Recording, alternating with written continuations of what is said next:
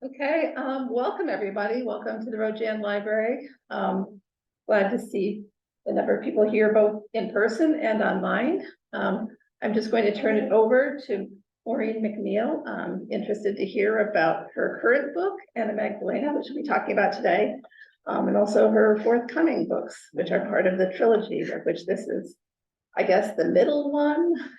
Well, yeah, that's kind of how you could look at it, yeah. All right, well, I will turn it over to you, and we will, as I said, to those online, you could please keep yourself muted until you have questions.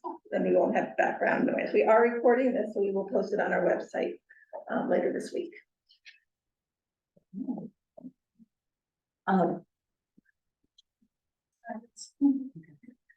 So thank you everybody for coming. I'm very excited to be here. I love libraries and community engagement. It really is inspired. It inspires me in my writing.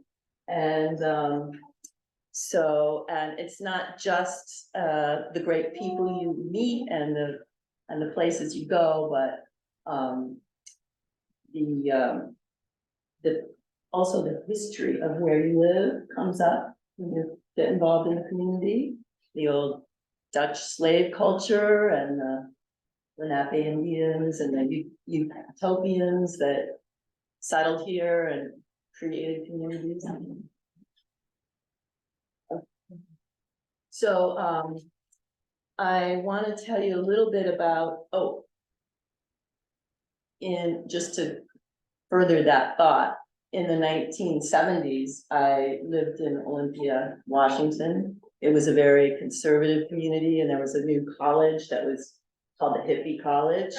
And so I was learning to write, and I had to write 50 pages a week. My girlfriend and I started a restaurant, and we got to bring the two communities together. And that was pretty cool. We got the governor's wife coming in for lunch, who became regular. And then I wrote a novel about the restaurant. It became a communal restaurant because we ran out of money and we couldn't pay the guys that built the restaurant out. So we asked them if they wanted to be partners. So the novel is really kind of about a war between the sexes. But and then in the 1980s, my boyfriend and I bought a house for $6,000 in Red Hook, Brooklyn, and got to know that. It was kind of a ghost town down there because the shipping industry had moved to New Jersey, and a lot of blocks were condemned. So, but the old timers who were left really embraced us, and I ended up becoming kind of a mom to the 8-year-old flirt that used to hang out on my sidewalk. We just celebrated her 49th birthday last weekend. So she asked if she could call me mom at some point. So that was a magical thing that happened. And we've been writing together, and I wrote a collection of short stories about living in Red Hook then. So that was the 80s. In the 90s, we bought a house up near Woodstock. We also lived in the city, and I worked at the Lee Strasberg Theater and Film Institute, and that became a novel about Marilyn Monroe. I wrote her diary of the last 7 months of her life, just to get kind of the emotional truth of what happened to her, because I didn't believe anything that was being said about her. I got to interview thousands of students who were coming from around the world to study, and a lot of it was because of her. And she was very smart and talented. She created that character. And so Anna Magdalena kind of stems from that. She's a performance artist, and I never could have written about her if I hadn't known Marilyn so intimately.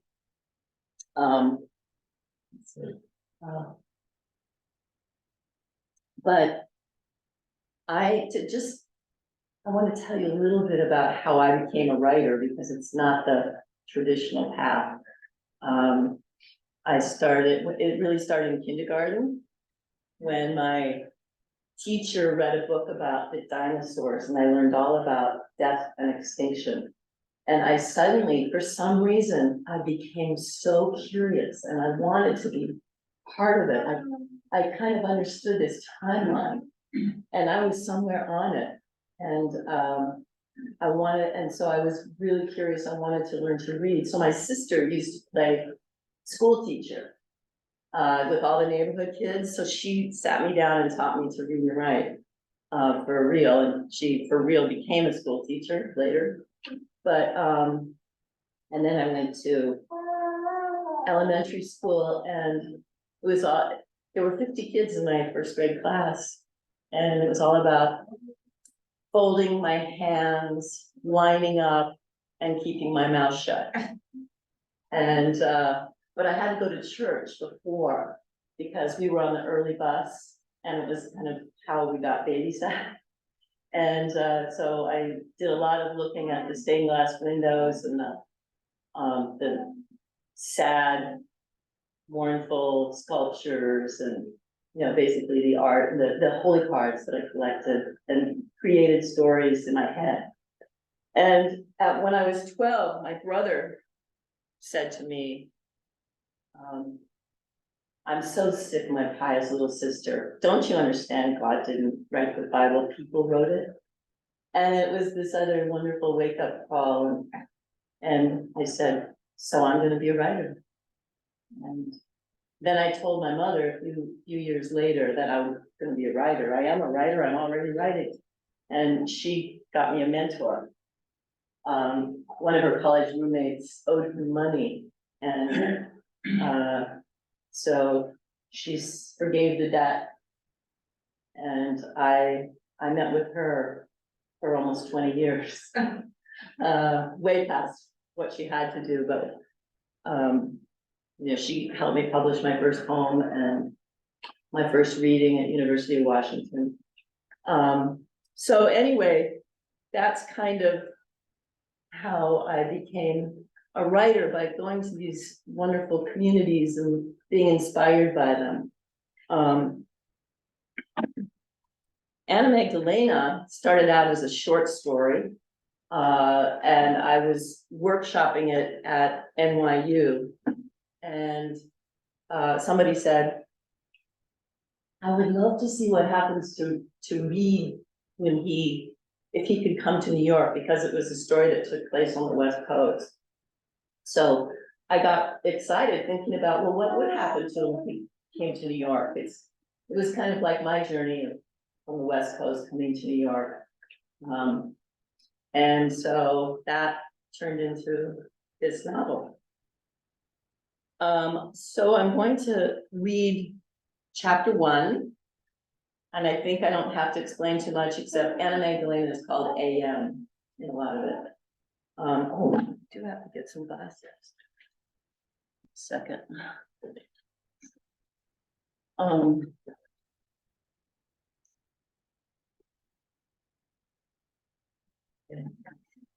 This is a beautiful cover.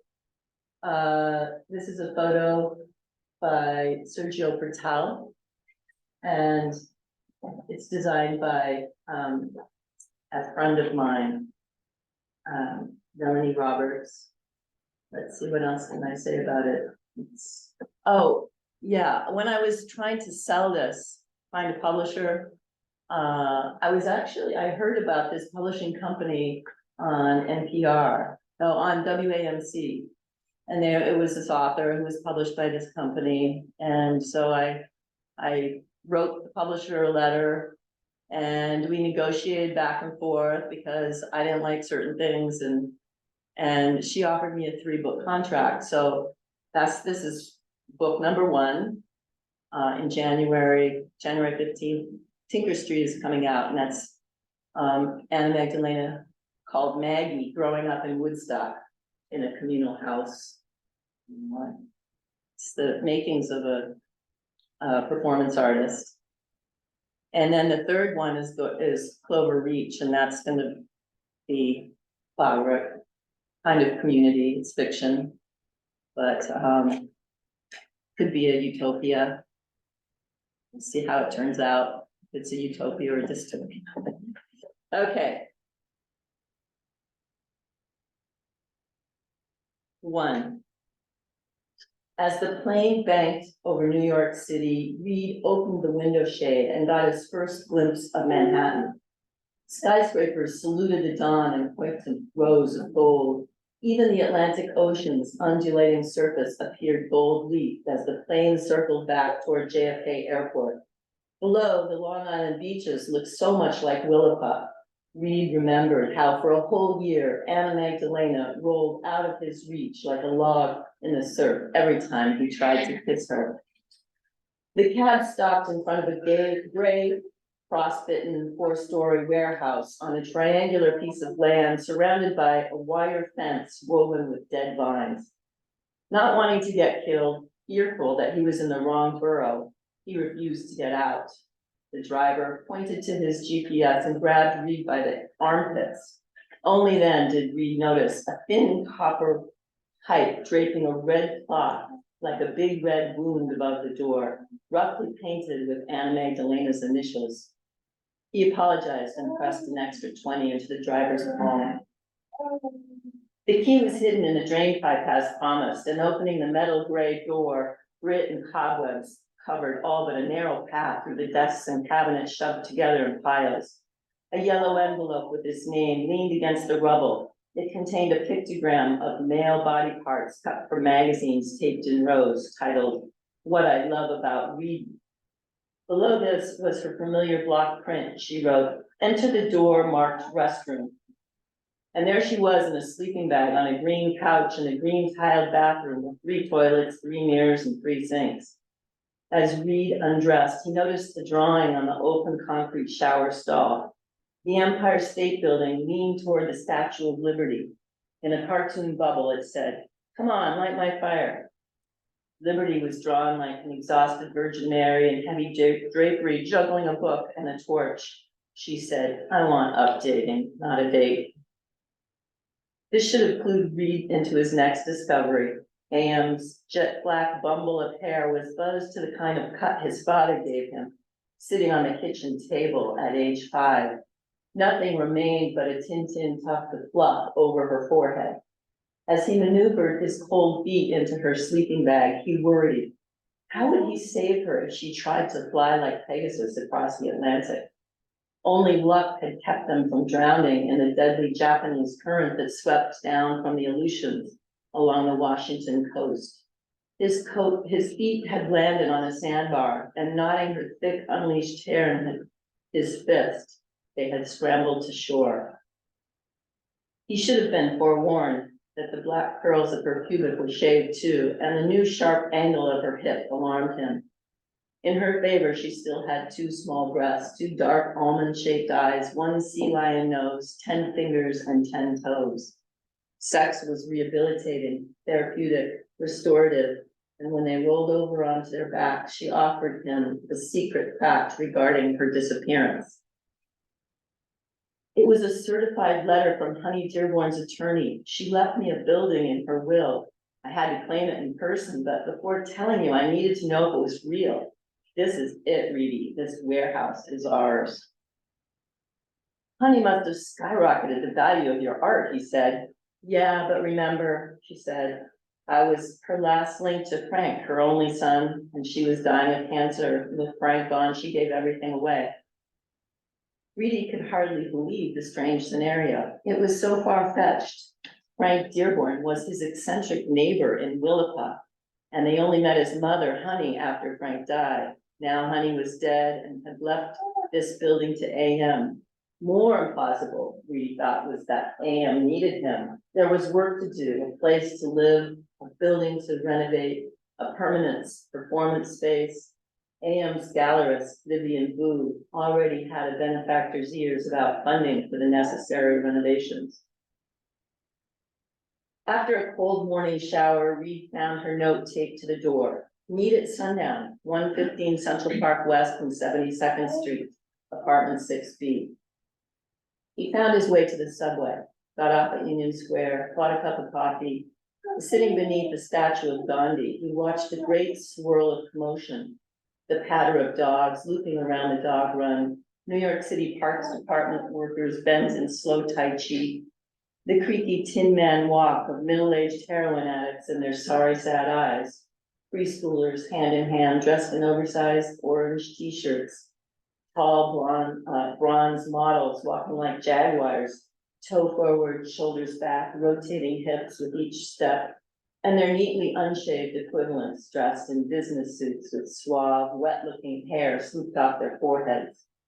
Shoppers at the green market carrying heavy recyclable bags, high school girls in a fist fight, the bell ringer's cry of just 1 penny for the homeless, lovers entwined like down trees on the lawn, the steaming sculpture on the building to the south with electronic numbers counting every second. V. Strasberg's blue banner limp in the green leafy trees of 15th Street. Every so often, Reed looked for the sky between the buildings to guess how much longer before sunset. Lulu Rose greeted Reed as he stepped off the elevator on the 6th floor. Her cropped white hair was cut severely, like Anna Magdalena's. Her eyes were painted black, and the flowing white dress emphasized her tan shoulders. Asymmetrical rings of silver clinked on her wrists. Reed selected a glass of sparkling water with lemon, and the waiter approached with a tray of drinks. Resting his eyes on the row of Fifth Avenue buildings at the far side of Central Park, his ears tuned to 2 women sipping red wine on his left. Lulu's annual Thanksgiving Day parade brunch was spectacular, said the tall one with the youthful-looking pixie haircut. The other woman wore bright green hair, her eyes synchronized with her smile like a puppeteer pulling a string. The first woman continued. The wind blew the giant Snoopy balloon into the window. We are lucky it didn't break.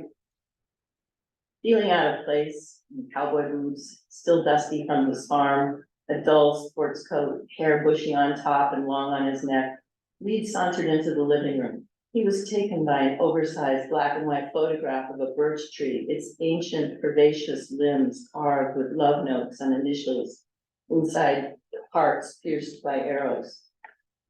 Finally, escorted into the dining room, Reed saw Anna Magdalena seated next to Lulu at the head of the table. It was set with white roses, white china, white napkins, white candles, and an enormous amount of silverware, goblets, and wine glasses. He had never seen Anna Magdalena in a dress before and couldn't stop smiling in her direction. Like Lulu, her shoulders were bare, and when she turned, he saw her back was bare to the waist. He was wondering how he'd get through the evening sitting so far from her. When the chatter stopped, the guests focused on Lulu, her hands circling over the flames of candles. He remembered Anna Magdalena's stick drawings in the Willapa sand, her tales of Shakespeare's bad queens and disobedient wives, daughters in disguise, and stories of powerful women and their erotic likes and dislikes. Good evening, Colonel Fleur, said the elderly gentleman to Reedy's left. He offered his soft, pale hand. Nice to meet you, I'm Reed Bordeaux. Reed lingered on Kermit's thick accents. He felt silly worrying about his own twisted tongue. Born with a speech impediment, Reedy never learned to pronounce the letter R properly. His ma told everyone he was born with a French accent. That is, until she heard the 4th grade boys taunt him with Reedy Bordeaux. Have you seen Caravaggio's The Denial of St. Peter at the Metropolitan Museum of Art? It's a very important picture, Kermit said between spoonfuls of chicken soup. It was Caravaggio's last painting placed in the museum. No, I arrived in New York last night. It's my first visit. You must frequent the Metropolitan Museum, Kermit said. He pulled a small leather book from his breast pocket with writing paper and a pen and mapped out a tour of his favorite rooms. Thank you, Reed said. I'm a friend of Anna Magdalena. Yes, I know, he said. By the way, take a look at the Flemish masters. Anna Magdalena's face is one they dearly love. You'll find her there. Every picture tells a story. Waiters patiently bent over each guest with portions of what looked to Reedy like his ma's pot roast, slices of glistening chicken, greens, and noodles. He was beginning to enjoy himself when he noticed a man across the table spying on him through a vase of roses. His one dark pupil appeared between the white petals. On his other was covered a pirate patch. Reedy fortified the walls between them with crystal water goblets and empty wine glasses and returned his attention to Kermit's art lecture. Neoclassicism was popular at the time of the 19th century with new engineering methods brought on by the Industrial Revolution. Greek revival, Gothic, and Renaissance architecture appeared in the background of the paintings. This was the beginning of modernity. The one-eyed stranger across the table stood and tipped a bottle of wine toward Reed's glass. Reed covered it with his hand. No, thank you, I don't drink. Welcome to New York, Reed. And to my childhood home. My name is Saxton. You've met my mother, Lulu, and I see you've met my mother's partner, Kermit. The two facts Reedy recalled from Anna Magdalena's description of her ex-lover practically crushed him on the spot. He wore a pistol in an ankle holster, and he preferred to sleep with strangers of either sex. Reed thought he might be challenged to a duel after dinner, or worse. We worried when Maggie ghosted us, Saxton continued, but here she is back to haunt, and I must add, it's good to have our whore at the table again. Or, Reed said. His tongue was a bouquet of unpreparedness. He turned toward Anna Magdalena, but she wasn't in her seat. Scanning the room, he found her hugging a woman in a pink sari a few chairs away from Lulu. He noticed Reed's face off with Saxton. The triangle, Anna Magdalena, her lover, and her ex-lover, caused a hushed ripple around the table. Call Anna Magdalena an aesthetic terrorist, why don't you? Or an angel, or an artist extraordinaire, Reed said. Or is what I call myself, Saxton said. Or anyone who makes sex the epicenter of their world. Perhaps virginity is still the aspired state and will of her. Reed gave Saxton an abrupt nod. He sat down, refusing to engage further. Retrieving his napkin from the floor, he placed it over his lap and turned his attention back to Kermit. Mr. Bordeaux, we are breaking the fast. Today is Yom Kippur, the holiest day of the Jewish year. The day we ask both friends and enemies for forgiveness. You're not Jewish, are you? No, I'm not religious. As an immigrant in New York, I survived on onion rolls placed on every table at Ratner's, Kermit continued. Young Jewish immigrants who couldn't speak English like me were given the job of pouring water for customers. In return, we were allowed to eat all the onion rolls we wanted. We learned enough English to join the army this way. US intelligence needed German speakers. After the war, I started many businesses that failed. Eventually, I opened an exporting business to help Europe rebuild. I exported steel and began to buy impressionist prints and out-of-fashion 19th century religious painting. That's how I opened my gallery. Kermit selected 2 pastel-colored cookies, pink and green, offered by the waiter. Reed selected a yellow cookie that melted into a sweet lemon paste in his mouth. He later learned they were called macarons, a favorite of Anna Magdalena. And what is your business? Kermit asked. I'm a plumber by trade, he said. Oh, Kermit nodded. That's a useful skill. But the plain, dull word plumber tasted dry and brittle in his mouth, so he elaborated. Humans are driven by a need for fresh water. And like electricity, unless contained, water finds the path of least resistance. Water pipes are necessary, and yet it's common for them to break in a freeze or an earthquake. Water moves soil, so a broken pipe can erode a hillside. Great amounts of soil run right over the biggest falls like Niagara and Victoria, sculpting graceful contours of desert and mountains. Kermit nodded. He gave Reed his card and untucked his napkin. As he stood, Reed noticed a slight hint of red in Kermit's silver waves of hair. A small plump pillow rested beneath each eye. Please visit my gallery. I have some pictures I'd like to show you. He patted Reed's shoulder. Good night, my friend. Lulu linked Reed's arm and guided him past her friends, and nodding and smiling. Anna Magdalena stood in the clutch of guests at the elevator. Her stretchy black dress was calf-length, her shoulders now wrapped in petals of woven fabric like a peony. Walking toward her with Lulu. Her eyes brightened. I hope you enjoyed yourself, Lulu said. I did, thank you for inviting me. It was nice to meet you and Kermit and Reedy hesitated. Saxon. Lulu paused their stroll. I wasn't about to give up Maggie when she and Saxon broke up. She's Mishpucha. That means family in Yiddish. And now you are Mishpucha too. You have nothing to worry about, Reedy. Call me if you need anything. So that's happening. How are we doing? I was gonna read another chapter, but it's how they meet. It takes place on the West Coast. But I don't, what's the time? Do we have time or are we? 6 o'clock. What do you think? Should we? Okay. All right. It was in the forgotten Victorian, it was in the forgotten Victorian resort on the coast of Washington State where Reedy met Anna Magdalena. He prepared a rich 6-by-8-foot bed in his garden and, deciding he wanted something more exotic, drove 30 miles up the peninsula to the Willapa Garlic Festival. Walking through the dozen or so vendors, a hand-painted sign caught his attention.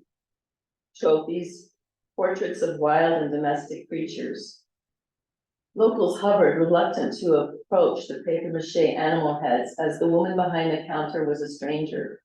Blue painted periwinkles covered her face. Her hair, tucked under a black knit cap, stood like a giant beehive on the top of her head. I recognize my she-goat Edna, Reed said. That curl between her eyes and the dark streak of beard to the left of her chin. Ah, yours must be the farm on the ocean, the one with the little duck pond, she said. I noticed your horse and goat had some sweet attachment. The goat butts the horse, he canters off, and she catches him and butts him again. Your horse doesn't seem to mind.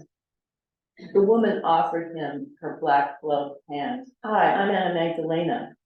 Tilting her head, she pointed to the block-style letters, her signature painted on her cheek. Call me AM. Her grip, strong and warm, surprised him. He was bewildered that this strange woman knew where he lived. I'm Reed Bordeaux, he said. He hates being alone. Buckeye, I mean, my horse.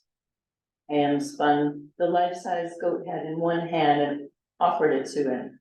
Up close, the head looked abstract, but from a distance of 4 or 5 feet, it was strangely realistic. He turned the hollow head upside down and noticed strips of the Willapa News plastered inside. How much do you want for it? 5 braids of garlic, she said. What? I don't take money for art. Why the hell not? Because bartering brings out the quirks in people. You know, you get dialogue, facts, and fiction. I took a vow when I left New York. No sex, drugs, technology, or exchange of money for 1 year. That's bold, he said, looking around. I see 5 braids of garlic go for $50. She leaned over the counter, her palm cupping his shoulder. His eyes traced the edge of painted petals along her hairline. If you hang around another hour, she said, garlic braids go for half price. I'll hold your goat for you, Reedy. Or if you have some other trade in mind, shoot. Handing the goat head back, gazed upward at the wide, wet sky. The encounter was absurd, he thought.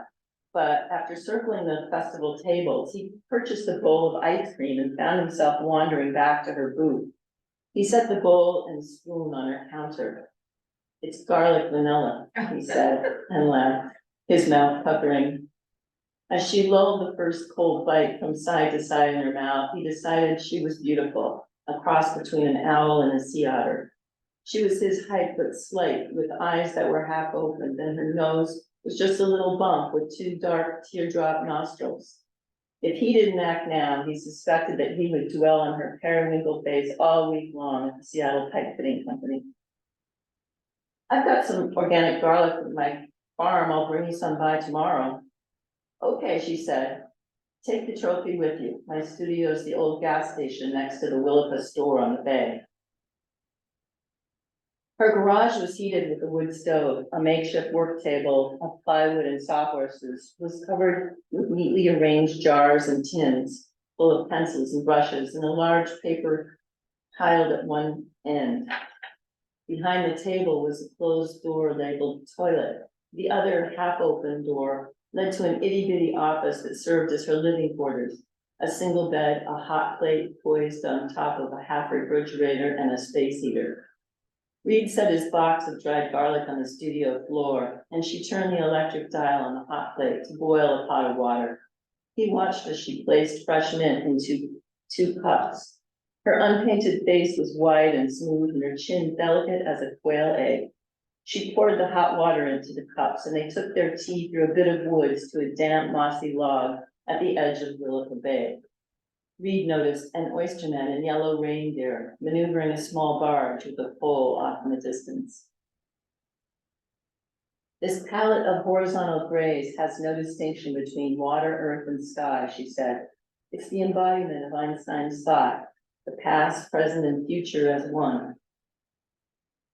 Reed gazed at her profile. He wondered if her face was actually heart-shaped with that tiny point of chin. He found himself shy and reverted to a childhood challenge of forming a sentence without R's to avoid his speech impediment, if only for a moment. I hung the goat head on my mantle and she glowed all night, he said. She died a few months ago. What happened to the goat? A.M. asked.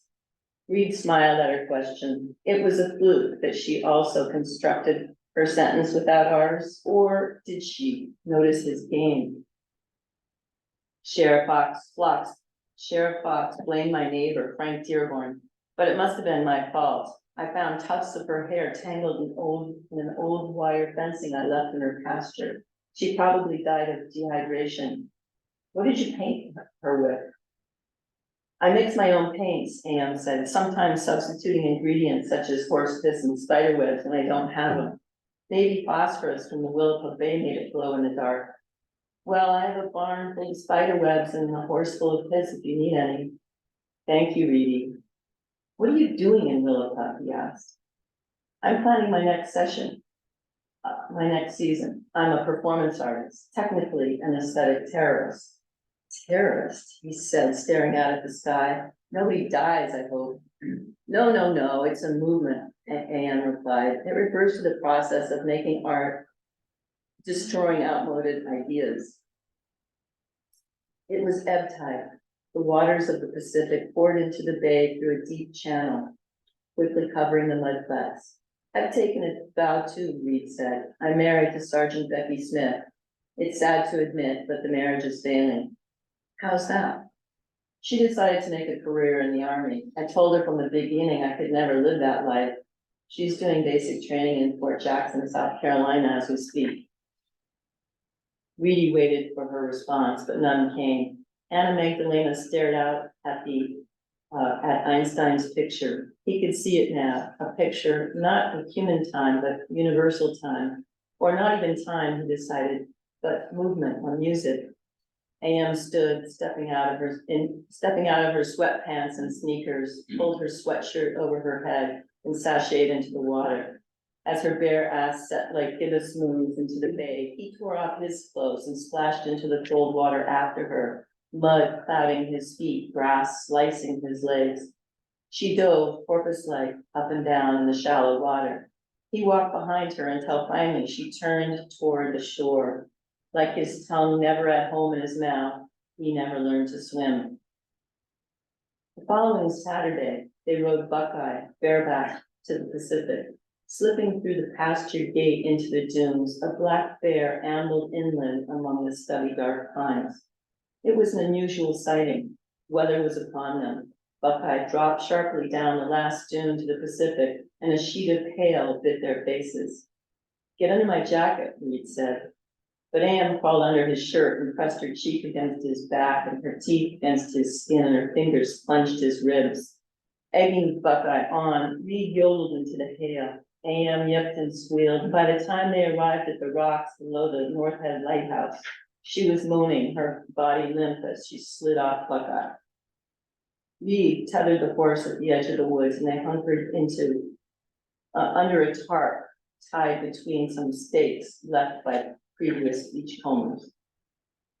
It doesn't take much to sexually excite me these days, she said. Really? He laughed. What about your vow? Doesn't that count? Sex? What if you conceived? Who would be the father, me or Buckeye? She peeked through a hole in the plastic lean-to, her fists held like a telescope, focusing on the foamy white ocean. If I become pregnant, the babe will be lusty like me, with Buckeye's ears and hair, and your strong, lean shoulders and butt. Am's nails had broken his skin along the ribs, his shirt spotted with blood. She pulled out a pocket knife and poked her own finger and dabbed her blood with his, like finger paints on a blue cotton shirt. Brothers are gods, keepers of the status quo, she said. Oh yeah? He wasn't sure what she meant. It didn't sound good. He was disappointed, thinking that this was as close as they'd ever get. A gust of wind swept off the ocean, rattling the plastic like a freight train. Am shivered. He mounted Buckeye and pulled her up behind. She wrapped her arms around him again and said, we'll call the babe Billy, and we'll roam the world of infinite possibilities forever and ever. The next adventure of Reed and Am took place when a second crop of Willapa blueberries ripened. Reed introduced Am to the field where he and his ma picked 75 pounds most years of his childhood. Eating while picking was part of the ritual, and when he stuck out his blue tongue, she jumped on him and sucked on it, and he held her shoulders close. She laughed and twisted her head free, and he put his mouth on the curve of her neck. A rustling in the bushes brought them to attention, fearful of another bear. Knock it off, said an old man. He wore a baseball cap and a half-full tin of blueberries on a string around his neck. He shoved Reedy, throwing him off balance. I'm Anna Magdalena, she said. This is my friend Reedy. We were just laughing at our blue tongues. They stuck theirs out in unison, and the old man followed, his tongue as blue as theirs. He gave them a silly smile and ambled off. One rare, clear day, Reed and Am rode Buckeye into the coastal range to view the trifecta of local Cascade peaks, Mount Hood, Mount Baker, and the famous one that blew its top, Mount St. Helens. Up along Bear Creek, they ambled, twisting along a dirt road that narrowed to a path. Two eagles midair fought a buzzard with a small carcass in its claws. And when Am got off the horse to pee, a coyote stared Reed down without so much as an ear twitch. But it was the skinny, scraggly, bearded marijuana farmer aiming a rifle at them that turned them back. They skedaddled along deer trails, rooted through swamps and mud flats, past fallen houses and busted barns. Reaching the mouth of the Columbia River, they dismounted and warmed their fingers in a thermos of tea. They ate cheddar and new fall apples. Buckeye rebelled when they mounted him. He wanted a good brushing after his uphill sweat, a handful of grain, and a rest in the barn. I want to be you, Am said one Saturday. They were canoeing to an island in the middle of Willapa Bay, famous for its 2,000-year-old cedar trees and home to the spotted owl. Steering in the rear, Reed meditated on the swirl of water that passed with her every stroke. They pulled the canoe through reeds and onto a beach strewn with agates. A path drew them inland, past remnants of fields and fences, evergreens overgrown with grapevines, old stone foundations, a blackened fire pit, and to a great blue heron rookery. The majestic cedars were not grand like the California redwoods as Reed expected, but wide with thick bark stacked one inside the other, like painted Russian nesting dolls. Awaiting tide change for the paddle back to the peninsula, they rested in tall grass. Thousands of migrating brants nested in the nearby Spartina-choked mudflats. He pulled off her black knit cap and decorated her thick hair with tiny yellow flowers. I meant it. I mean it. I want to be you, she said. Reed laughed. I want to teach you I want you to teach me to shoot, Reedy. Wouldn't a gun fall under the category of technology? In my book, technology is mass communication and transportation, she said. A farmer uses a firearm to put down sick animals. What do you want a gun for? I want to know everything you know. I want to be you. It's possible. If brothers are gods, keepers of the status quo, he said, then sisters are revolutionaries. She strolled along the edge of the bay. I can walk like you, talk like you. Actors do it all the time. When you look at me, you'll see yourself. Isn't that what happens? I can wear your clothes and cut my hair shoulder length like yours and straighten it and make it your shiny reddish brown. If you become me, who am I? He asked. And where would you go? Would I be inside you? He smiled. I might like that. She stood in front of him, her legs pressed together. I'm gonna click my ruby red slippers 3 times, Reedy. Wait, he held her feet. We might be airlifted like Dorothy to some strange Oz, or sail over the edge of the globe, or land on the moon, or you might become the first female president of the United States. At midnight, the last day of Anna Magdalena's year of celibacy, Reed woke to her slipping under his covers. He had quit his job at the Seattle pipe fitting company by then and was working at the Ilwaco Marina to be closer to her. He loaned his house to Honey Dearborn's filmmakers, so he was staying at his boss's sailboat. They started gobbling where they left off in the blueberry field, the riggings of the sailboat chiming, the styrofoam bumper squeaking against the dock until exhausted, dropping to whispers, she fell asleep. Reed held her close, naming all the lovely parts of her body he touched: soles, the toes, calves, knees and thighs, abs and back, arms, hands, breast, cheek, and neck. Anne was gone when Reed woke the next morning. He looked for evidence, proof that she wasn't a dream. Days and weeks passed. He was miserable. She'd left a puzzle in the cab of his truck, a drawing of a female nude stretched inside the frothy curl of a wave, arms straight above her head, eyes closed, her mouth oval in an ecstatic scream. Under the drawing, she wrote, "The excited."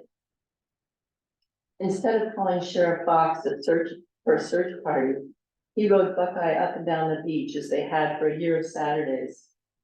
Reed's boss at the Ilwaco boatyard said he was sorry when he fired him for calling in sick 3 weeks straight. Reed didn't blame him. It was fishing season and a shitload of broken propellers needed to be pulled from boats, snagged in the shallows of the Columbia River, or worse, smashed onto the rocks of the Pacific coast.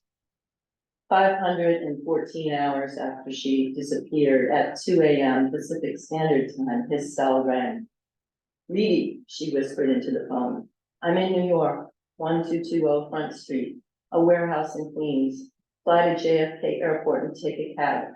Don't forget to say Queens, or the driver will take you to the wrong borough and dump you in the river." His voice quaked.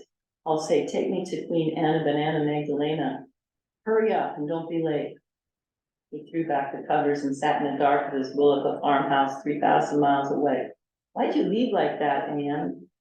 What took you so long to call? We were friends for a year and slept together once and you poofed into thin air. I love you, Reedy."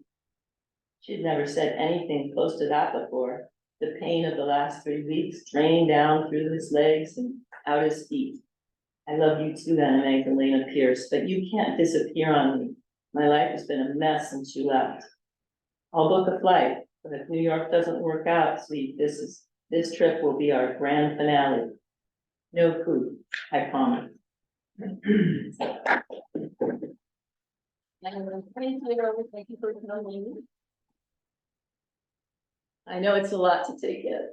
Any questions?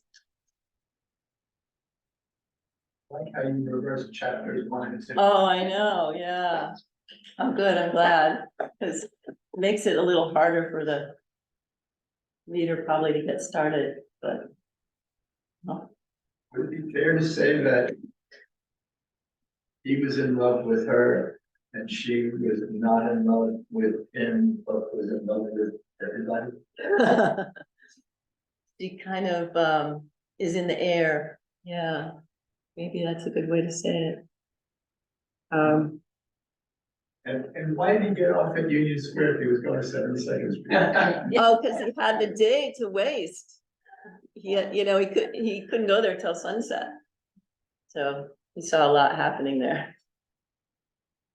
But, I'm sorry, No. and did you deliberately name him with a name starting with a letter you can't pronounce? I think his parents did that. You know, they had no idea that this was gonna be a problem. So you'd think they would have changed, you know, but changed his name, but by that time he was, you know, by the time he spoke, and they didn't really know. But we get to learn about his mother later and his dad. So. Yeah. So I noticed that all of the stories, the novels that you've written are set in the years that you know very well. That you either lived in or lived through or something. But I don't think, tell me if I'm wrong, that there are any actual autobiographical elements in the story.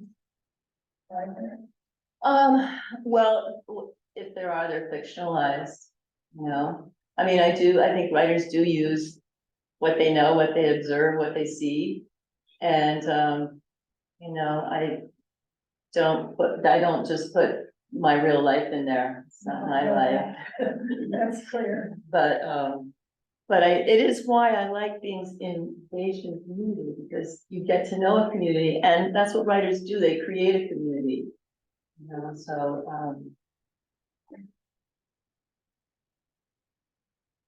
does that answer?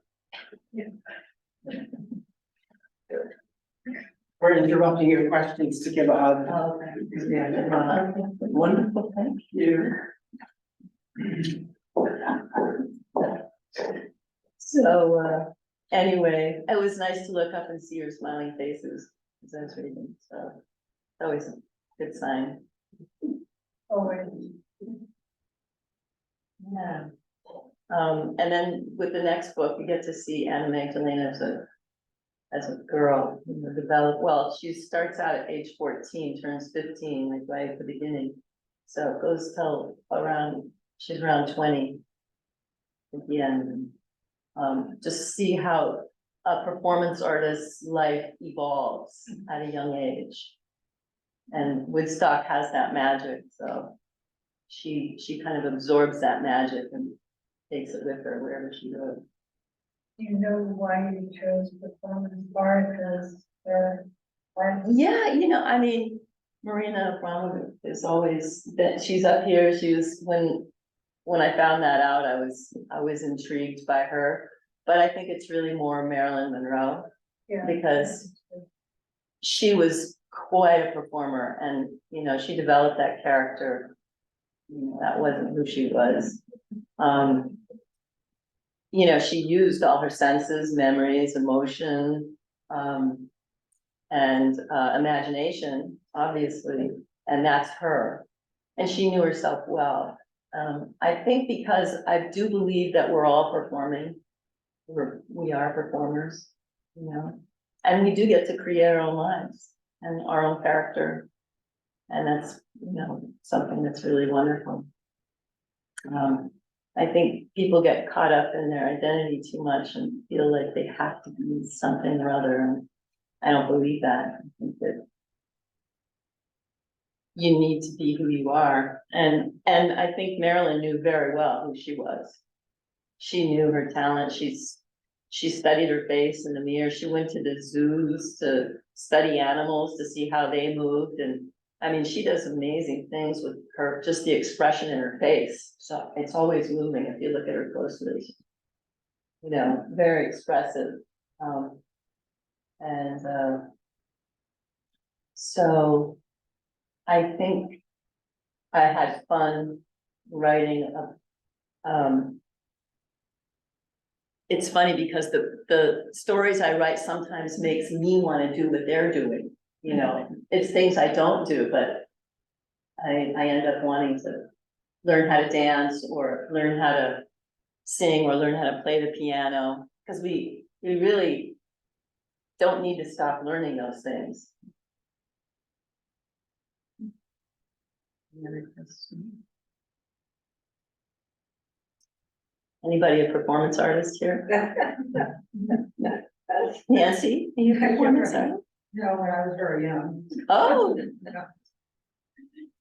well, Nancy has bees. She's a beekeeper, among many other things, and bees are real performers, aren't they? They are.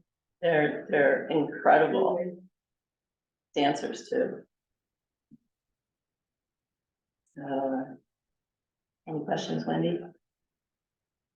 Just so Oh, absorbing.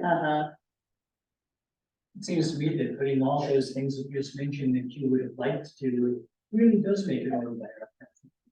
oh, Just in a little different sense. yeah. I mean, you have to use yourself as a writer, you know, when you're writing fiction. I think it's really interesting to write nonfiction. I find it a lot harder because it makes me shy. Although, you know, I also make art, and making, you know, the blank page or the blank canvas is really the same thing for me. It's an opportunity to practice freedom, to free yourself. And I can kind of meditate on it. I'm not scared of the blank page or coming up with a story. It makes me feel like I'm really more a speck of nothing. I'm just part of the universe. And that's a very freeing feeling when you feel, you know, like you came from the stars, and there's little specks of gold in us and in the earth and from outer space. I know that sounds kind of weird, but there's a sense of freedom in creating art. I think it gives you energy. So thank you very much. Thank you. Thank you. That's good. Thank you.